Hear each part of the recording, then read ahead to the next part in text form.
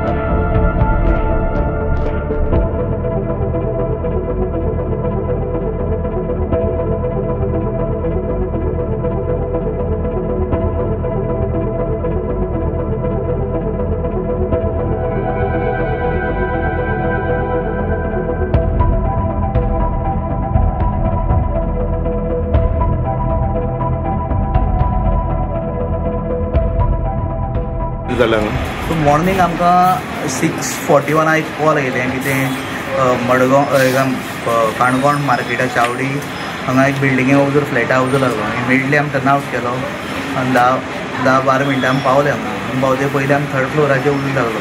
Immediately आमचे एक्शना येयले आनी फायर कंट्रोलां हाडलो। सो आनी उजो पालयलो।